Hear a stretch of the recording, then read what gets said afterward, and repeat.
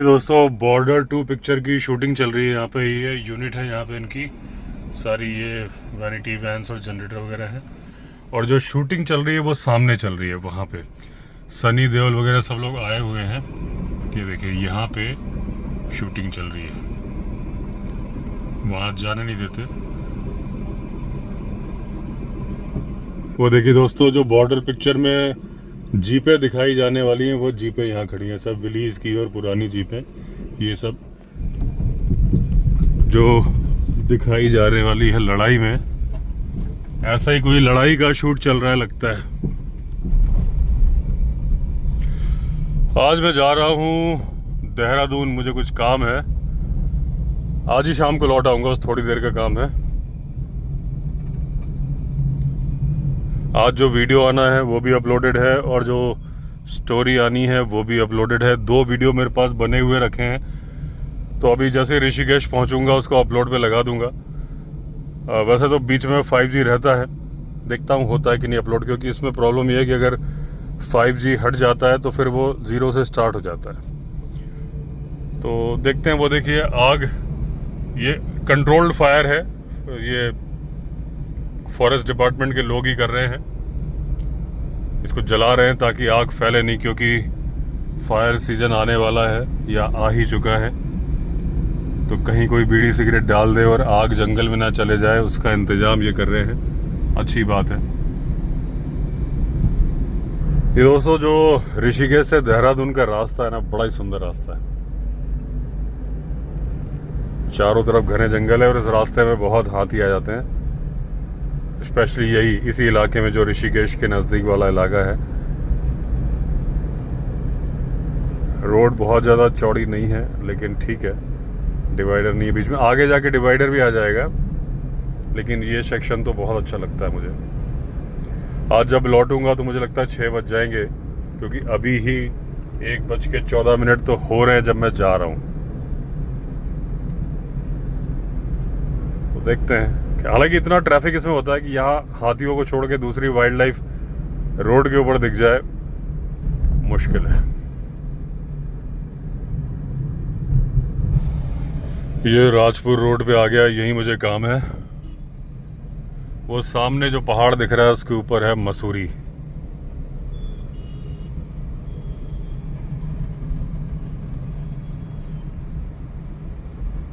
तो दोस्तों मेरी मीटिंग हो गई जो देहरादून में करने गया था, और अब वापस आ रहा हूँ।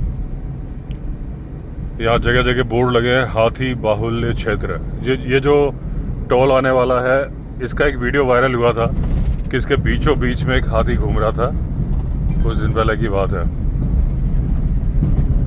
तो दोस्तों अपने वाले जंगल में एंटर कर लिया, लेकिन अभी बजे हैं 6:30।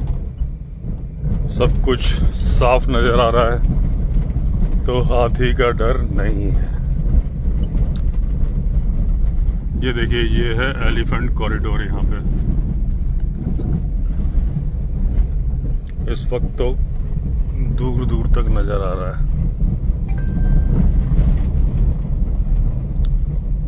ऐसे में क्या होता है, दूर से हाथी दिख गया, आपने रोक लिया, आपके पास बैक करने का टाइम है, सब कुछ है। रात को जब आता है तो एकदम से सडन आता है ना, तो दिखता नहीं, फिर बैक नहीं कर पाते। यहाँ तो जगह भी चौड़ी है, बीच में एक सेक्शन आता है जो सकरा हो जाता है। और ये है, मैं बहुत सारे वीडियो में दिखा चुका हूँ। ये जो बड़ा वाला, देखिए मैं रोक के दिखा देता हूँ अभी। तो ये जो रास्ता दिख रहा है ना आपको, ये जो बड़ा चौड़ा सा पेड़ दिख रहा है, ये एलिफेंट क्रॉसिंग है। ये इनका जो कॉरिडोर होता है ना, पाथवे जो उनके ब्रेन में फीडेड होता है। आपको देखिए, ये गोबर तो पड़ा ही है यहाँ पे, और यहाँ से आपको देख के भी लग रहा होगा कि हाँ भाई ये कुछ चौड़े चौड़े से कदमों के निशान है। इधर से ऊपर जाते हैं वो, फिर उनकी मर्जी इधर उधर कहीं भी घुस जाए, लेकिन जो रूट है उनका यही वाला है। ये पिकॉक है, देखिए सामने। और इसके ही दूसरी तरफ वहां पे चल रही है बॉर्डर 2 की शूटिंग, जो मैंने सुबह दिखाया था आपको। ये रुक जाओ। तो यहाँ पे थोड़ा सकरा हो जाता है। आगे और सेक्शन है सकरा। ठीक इस जगह पे टाइगर साइटिंग हुई थी सुव्रत जी को, जब हमारे यहाँ से लौट रहे थे वो। देखिए वहां पे शूटिंग चल रही है। उधर से जो मैं बोल रहा था ना, यहाँ से अगर गाड़ी लेके जाओ तो नज़दीक तक पहुंच सकते हो, लेकिन बिना बुलाए जाना नहीं चाहिए। बिन बुलाए मेहमान का स्वागत नहीं होता।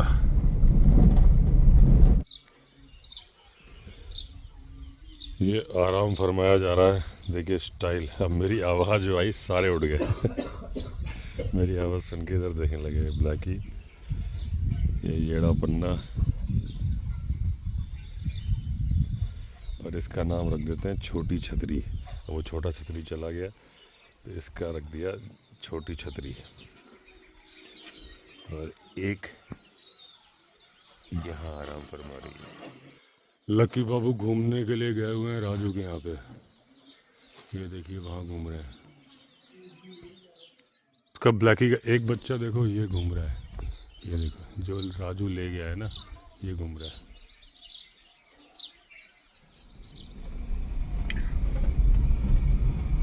दोस्तों अभी लौट रहा हूँ। आज 2 वीडियो ही अपलोड हो पाए, और पता नहीं क्या है आजकल बड़ा स्लो नेटवर्क आ रहा है। 5G लिख के तो दिख रहा होता है, लेकिन अपलोड स्पीड वैसी नहीं है जैसी आ रही थी पहले। 1 घंटे में एक वीडियो हो जाता था, और जबकि मेरे इस मोबाइल में 2 सिम हैं और दोनों में अनलिमिटेड डेटा है। तो ऐसा नहीं है कि मैं एक सिम पे ही चलाता हूँ कि भाई, हालांकि उसकी कोई लिमिट नहीं होती, क्योंकि उसके पहले ही वो जियो वाले पैसे मांग लेते हैं और मैं भर देता हूँ। लेकिन फिर भी 2 हैं, उसके बाद भी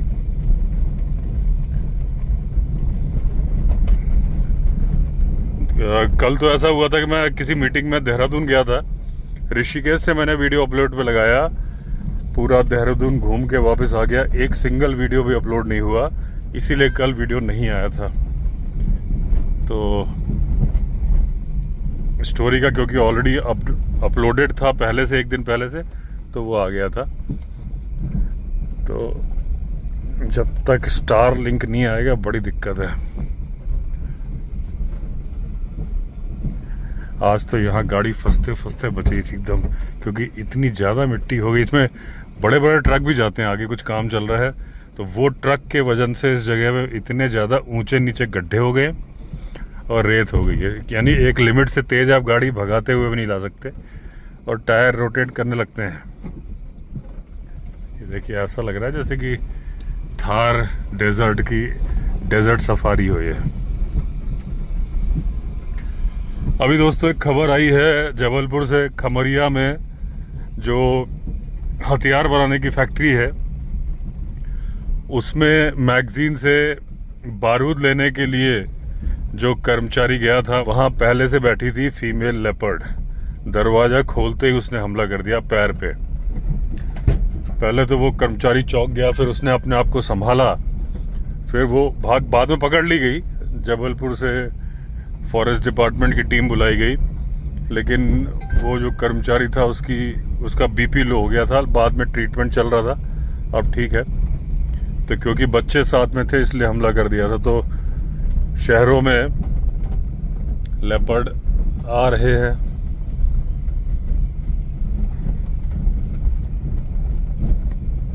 जबलपुर के आसपास तो लेपर्ड बहुत घूमते हैं। वहाँ तो मैंने कई वीडियो देखे हैं कि कॉलोनी के अंदर भी आ जाते हैं, सीसीटीवी कैमरे में रिकॉर्ड होते हैं। स्टोरी के मेरे पास 2 वीडियो पड़े हुए हैं, मतलब एक वीडियो अभी मैं एडिट करूँगा, जो फाइनल एडिटिंग करता हूँ, क्योंकि मैं अपनी टीम मेंबर को भेजता हूँ तो वो करती है रॉ, फिर उसके बाद थोड़ा मुझे चेक करने पड़ते हैं, और उसके बाद फिर मैं उसमें बैकग्राउंड पीछे चेंज करके फिर फाइनली उसको एक्सपोर्ट करता हूँ। तो वो यहाँ से आज बड़ी मुश्किल से डाउनलोड हुआ। अब जैसे मैं बता रहा हूँ नेटवर्क की भी दिक्कत हो रही है। और जो वीडियो एक और मैंने शूट किया हुआ है, जो कल शाम को शूट किया देहरादून से आने के बाद, वो अभी तक उसके पास गया ही नहीं है। वो जितने उसके पार्ट्स हैं मेरे ख्याल से 6-7 पार्ट्स हैं, एक भी अभी पूरी तरह से नहीं गया है।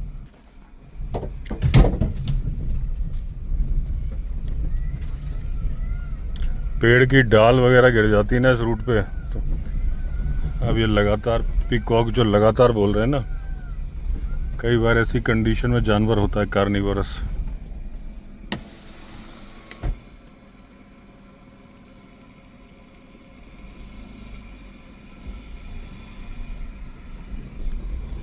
यहाँ पे दोस्तों अभी तक खैर टाइगर मिला नहीं है, लेकिन उसके निशान मिले हैं जो गाय मारी थी उसने। ये देखिए यहाँ से व्यू आ रहा है, हालांकि इतनी झाड़ियों में कुछ दिखेगा नहीं, लेकिन फिर भी आपको ये देखिए वाइड एंगल में। अब ये जो नीचे नदी है, यहाँ से पीकॉक बोल रहे थे 100% इस वक्त लेपर्ड या टाइगर कोई निकल गया होगा, नज़र नहीं आएगा हमें, लेकिन और मुझे लग रहा है इसी नाले या नदी में गाय को ले गया था वो, आगे से ऐसे घूम के बस यहीं से है, इसी में लेके गया था। तो यहाँ हाथी का चांस नहीं है। अब चांस नहीं है मतलब ऐसा नहीं कि आ ही नहीं सकता, ये जो पहाड़ है इसमें हाथी रहता है। ये देखिए स्ट्रेस कॉल हुई ना, ये 100% यहाँ पे है, यहाँ पे जानवर है दोस्तों, लेकिन वो मुझे दिखेगा नहीं, इतनी ज़्यादा झाड़ियाँ नीचे नदी में है। स्ट्रेस कॉल भी हुई है।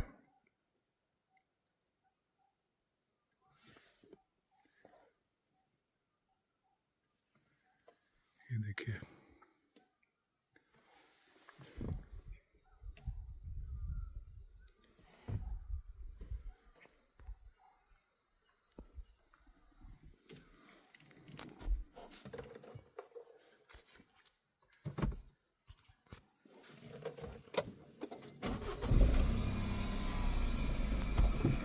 कोई फ़ायदा नहीं है इतनी, फिर अरे यार मैं चलता हूँ तो तुम लोग शुरू हो जाते हो।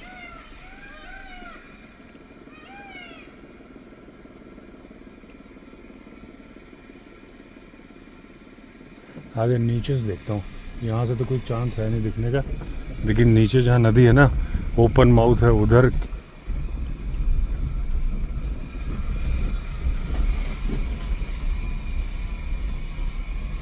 ये देखिए नीचे जो नदी है, ये फुल मतलब ब्यूटीफुल इतनी जगह है ना ये, जो एकदम फुल जंगल का फील आता है। फील क्या, जंगल है ही, लेकिन ये देखो आप, जैसे एक मिनट गाड़ी रोकता हूँ, देखो ये दिख कुछ नहीं रहा है, मैं तो आपको दिखा रहा हूँ। देखिए ये नदी है, पानी भी है नदी में, और ऊपर पहाड़ से मैं उतर रहा हूँ। ये खास अड्डे हैं सब जानवरों के।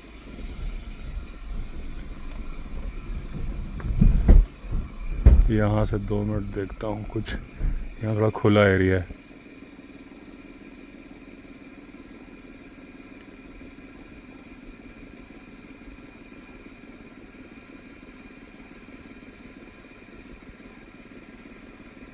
नहीं दिख रहा।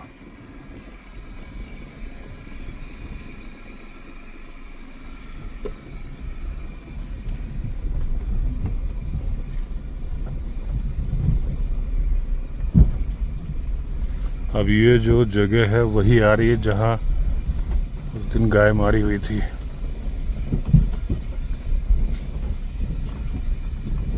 पीकॉक एक नीचे भी है।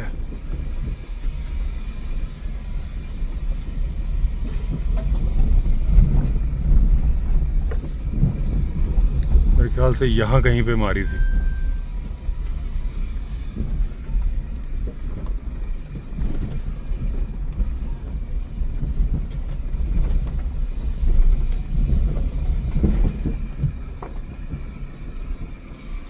अब उस दिन गाय मार के यहाँ से नीचे लाके उठा के ले गया आगे, और उस नाले की तरफ चला गया जिस नाले को अभी मैं आपको दिखा रहा था। और ये पीकॉक है, देखिए जूम करके फ़ायदा नहीं है, अंधेरा हो जाएगा। ये देखिए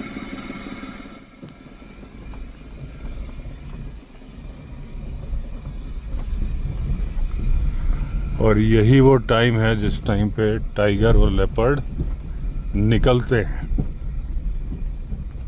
धूल इतनी आ रही है ना, विंडो खोलो तो ये देखिए पत्थर लुढ़क रहे हैं इस पीकॉक के चलने की वजह से। तो आप लोग जो जिम कॉर्बेट की स्टोरी में सुनते हैं कि जब वो बैठे थे टाइगर के इंतज़ार में, तभी एक पत्थर पहाड़ी से लुढ़का, वो ऐसे ही होता था। ये पहाड़ी है, ऊपर और ऊंची ऊंची पहाड़ी होती थी। अब जैसे पिकॉक चल रहा था तो पत्थर एक लुढ़का, मेरी उस आहट से मेरा ध्यान गया। ऐसे जब टाइगर चलता था तो एक आध पत्थर लुढ़कता हुआ आता था, फिर वो पूरा नीचे आता था। उस लुढ़कने की आवाज़ से कॉर्बेट या जितने दूसरे शिकारी हैं उन्हें मालूम चल जाता था कि टाइगर निकल चुका है। अब मैं यहाँ से ऐसे जब मैं गाड़ी लेके चलता, पीछे से ऐसा रेला आ रहा होता ना, ब्रेक मारते ही पूरी धूल गाड़ी में घुस जाती है। मैं यहाँ से बोल रहा था कि आपको गाड़ी रोकूं यहाँ पे, लेकिन ये धूल ना है। ये यही नाला था जो ऊपर से नजर आ रहा था। ये जो पहाड़ है इस पे हाथी हैं।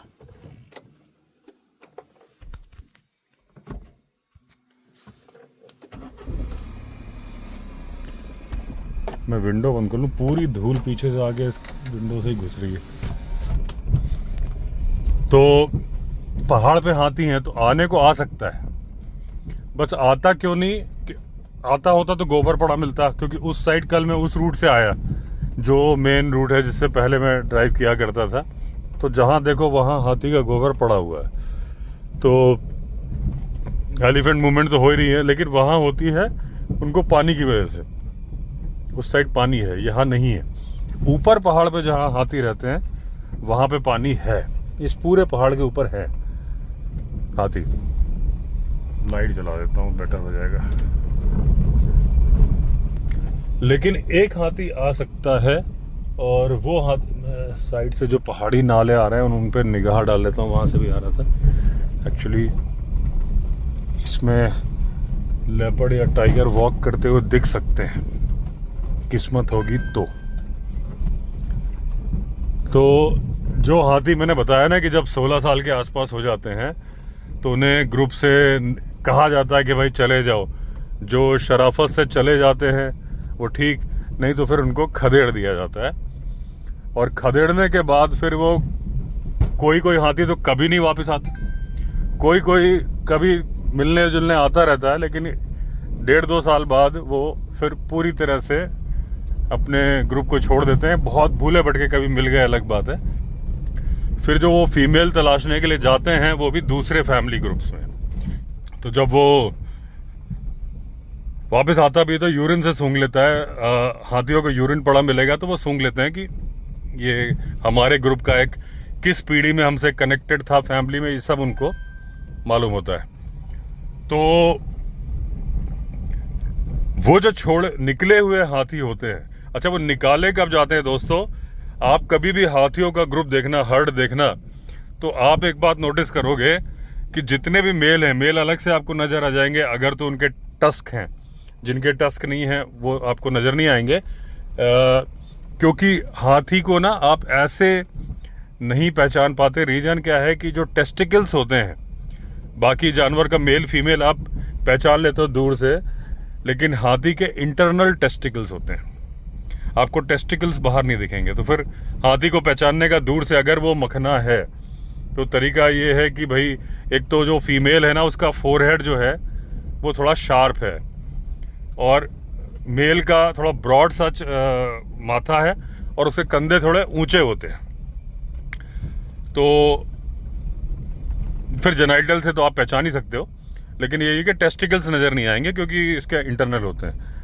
तो आप जब भी कभी हर्ड देखना, ध्यान से देखना, अगर दूर खड़े हैं, सेफ डिस्टेंस में हैं, आप देख पा रहे हो तो आप देखना कि जितनी भी फीमेल हैं और जो जिनके टस्कर हैं वो तो आप पहचान ही जाओगे कि ये मेल हैं। आप देखना उनके कंधे फीमेल से नीचे होंगे, जबकि फीमेल की हाइट कम होती है, मेल की हाइट ज़्यादा होती है। काफ़ी बड़ा डिफरेंस होता है दोनों के बीच में। लेकिन ये बात आप नोटिस करना, भूले भटके कभी आपको एक आध का कंधा ऊंचा नजर आएगा तो फिर वो वही कहानी होगी कि जो जिसको निकाल दिया था वो 1-2 साल तक मिलने आता रहता है ना, तो क्या पता वो मिलने आया हो 1-2 दिन रह के चला जाए। फीमेल को यही पहचान है कि अब इसको निकालना है। जैसे ही उसका कंधे जो ग्रुप की फीमेल से ऊंचे होने लगते हैं फिर उसको खदेड़ के निकाल दिया जाता है। हाथी को। और क्योंकि वो अकेला होता है, फीमेल कई सारी होती है, एक साथ धक्का मारेंगे तो गिर भी जाएगा, तो उसे जाना पड़ता है। यही वजह है कि हाथी में जो मैट्रियार्क होती है, कुल माता होती है, फीमेल लीडर होती है, वो फीमेल लीडर इसलिए लीडर होती है क्योंकि वहां पर कोई मेल होता ही नहीं है। अगर वो मेल को रहने दे, 17 साल की उम्र में, टीन एज में जब निकाल देते हैं, क्योंकि हाथी की उम्र दोस्तों 60-70 साल होती है। कई बार एशियन एलिफेंट तो 80-80 साल के भी देखे गए। अफ्रीकन एलिफेंट के कंपैरिजन में एशियन एलिफेंट की लाइफ थोड़ी ज़्यादा होती है। तो अगर वो रहने देगी मेल को, तो फिर उस ग्रुप का, उस हर्ड का लीडर मेल ही होगा। लेकिन वो रहने नहीं देती, उसको हटा देती हैं। और वो पहचान यही है, जब वो देखती हैं कि इसके कंधे हमारे कंधों के बराबर आने वाले हैं, तो उसे हटा देते हैं। हटाने का ये एक अकेला रीज़न नहीं है। रीज़न ये है कि वो सेक्सुअली मैच्योर होने लगता है, तो वो हरकतें भी दूसरी करने लगता है, इसलिए उसको धक्का मार मार निकालते हैं। लेकिन फीमेल कुल माता को ये मालूम है कि मुझे इस बच्चे को अगर मैंने कि अगर ये हाथी रहा हर्ड में, तो इन ब्रीडिंग होगी, जो हमारे लिए, हमारे डीएनए के लिए अच्छा नहीं है। ये बात मालूम तो टाइगर्स को भी है, टाइगर को भी है, लेकिन उनके यहाँ इन ब्रीडिंग बहुत ज़्यादा होती है। तो लेकिन ये अभी हम हाथी की बात कर रहे हैं, तो हाथी का ये तरीका है कि जब वो देख लेते हैं भाई इसके कंधे हमारे बराबर आ रहे हैं, तो इसको निकालो। और दूसरा दोस्तों, हाथी की एज का क्या है कि आप एज पहचान सकते हो उसके कान देख के। जैसे टाइगर की सेंसस होती है उसकी स्ट्राइप से। टाइगर की सेंसस पगमार्क वाले तरीके से होती थी, वो बहुत ही बेकार तरीका था। कई टाइगर को कई बार गिर लिया जाता था। वो उसके तरीके क्या करते थे कि एक PIP बनाते थे। थोड़ा सा बता दूं टाइगर के, मैं वापस हाथी पे आऊँगा। टाइगर का क्या है कि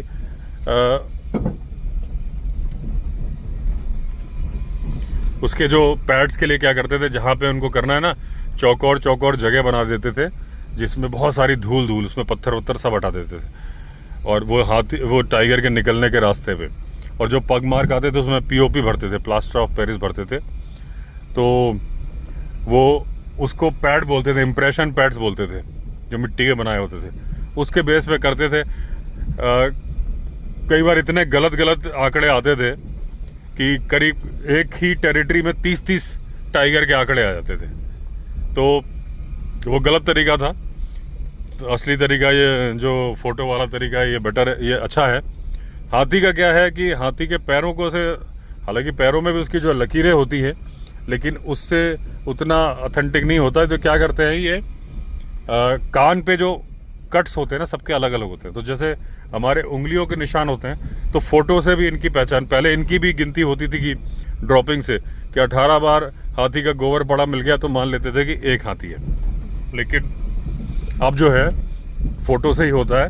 तो ड्रोन और बहुत सारे हाथी को, क्योंकि हर्ड के हर्ड मिलते हैं। लेकिन जो एक बहुत अच्छा तरीका है, यहाँ पे उस तरीके के लिए मैं नहीं बता रहा, उम्र के लिए बता रहा हूँ कि हाथी का क्या है, जैसे जैसे उसकी उम्र बढ़ती है वैसे वैसे उसके कान कटने फटने लगते हैं। वो कान क्यों कटते फटते हैं, जैसे झाड़ियों से निकलता है तो कांटा लग गया, तो सॉफ्ट होते हैं तो थोड़ा सा हिस्सा कट गया, कभी किसी लड़ाई में, कभी कैसे भी। तो हर हाथी के कान के कट्स अलग होते हैं, और जिसके जितने ज़्यादा कट्स हैं कान में, वो उम्र में उतना ज़्यादा बड़ा है। तो बड़े से क्या है कि जब फीमेल मेटिंग, अब जैसे हाथी 16 साल की उम्र में निकाल दिया गया, वो तो घूम रहा है, तो वो ऐसा नहीं कि बिल्कुल आइसोलेटेड हो गया। जैसे कुछ दिन तो मान लीजिए मिलने आया अपनी फैमिली में, और कई है जो बिल्कुल नहीं आते, जो गुस्सा होकर जाते हैं, अच्छा मुझे धक्के दे के निकाला, अब मैं नहीं आऊँगा। तो वो, लेकिन उनको याद बड़ी आती है फैमिली की ना। फीमेल का तो क्या है, जिस फैमिली में पैदा हुई उसी में मरने तक रहेगी। और ये बड़े ही फैमिली बॉन्ड वाले सोशल एनिमल होते हैं। जो अकेला निकल जाता है उसको बहुत याद आती है, क्योंकि अभी तक तो अपनी फैमिली की छत्र छाया में था।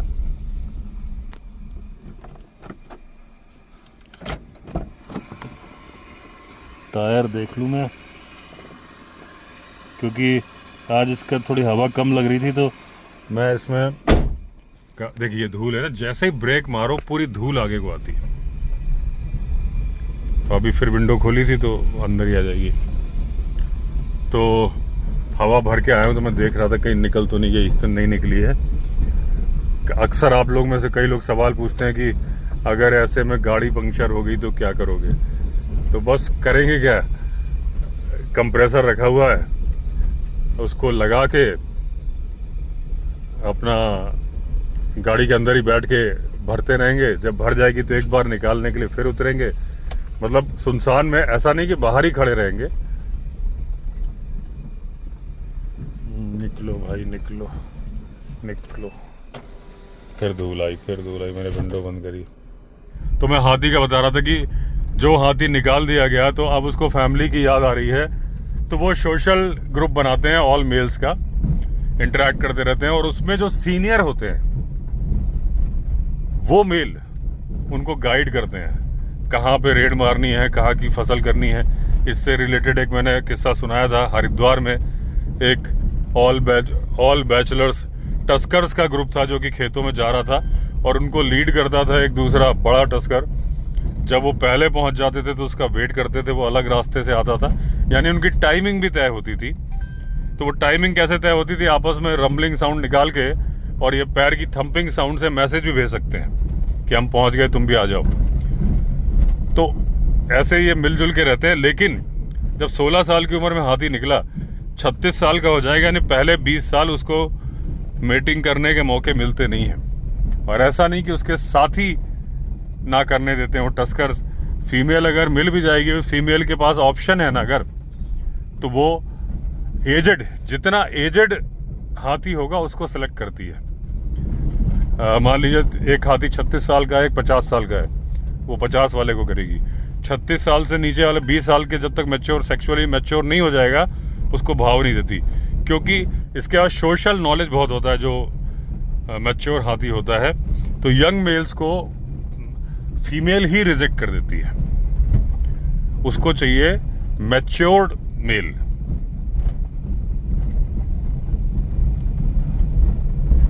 और क्योंकि जितना बड़ा जानवर होगा, इनकी क्या है कि 2.5 साल का इनका जेस्टेशन पीरियड है करीब करीब, मुझे जो याद आ रहा है 22-23 महीने का है मेरे ख्याल से।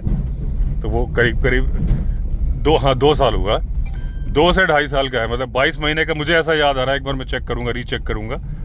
तो 2 साल के करीब करीब का इनका जेस्टेशन पीरियड है।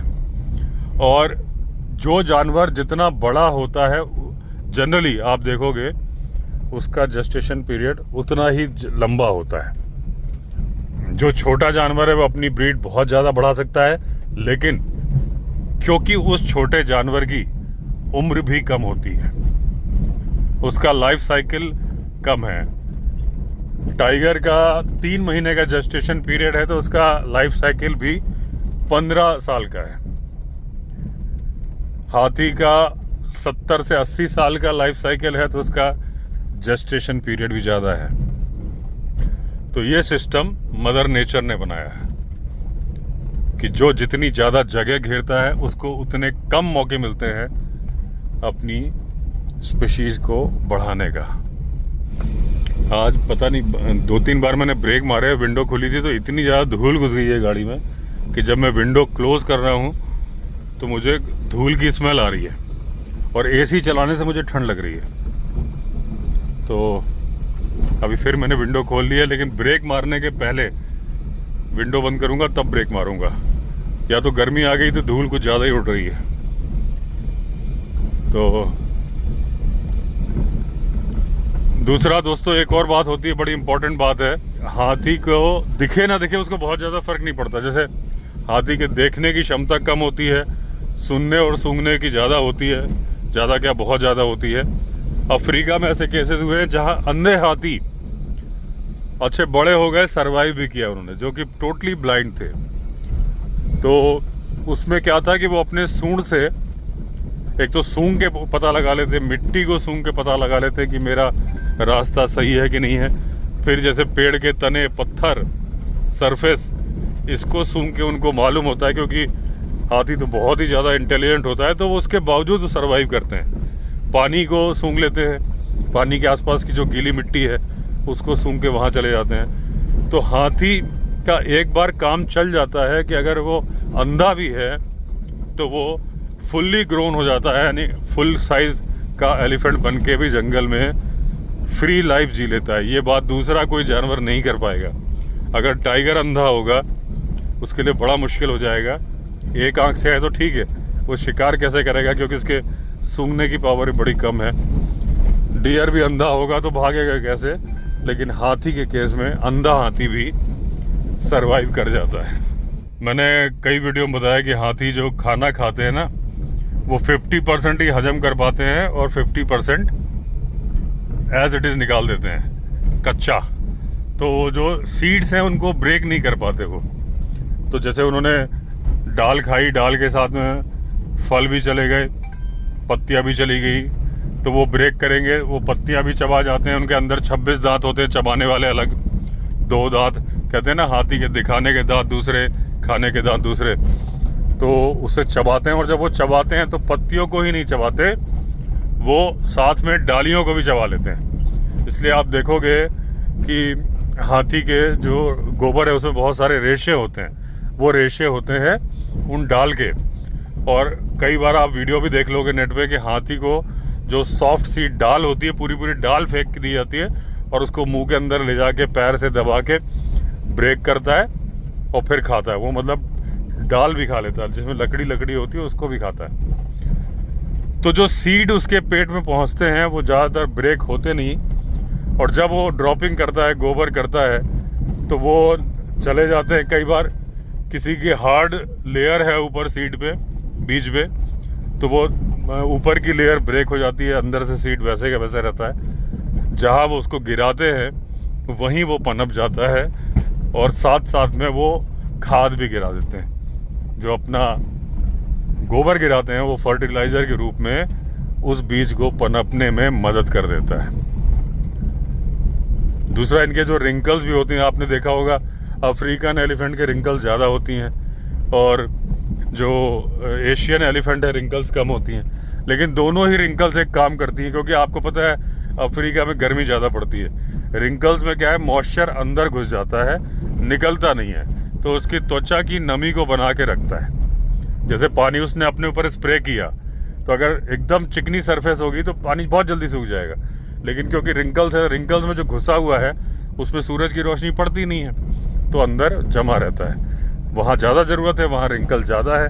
यहाँ पे कम ज़रूरत है, यहाँ पे कम है, लेकिन रिंकल्स होती दोनों को है।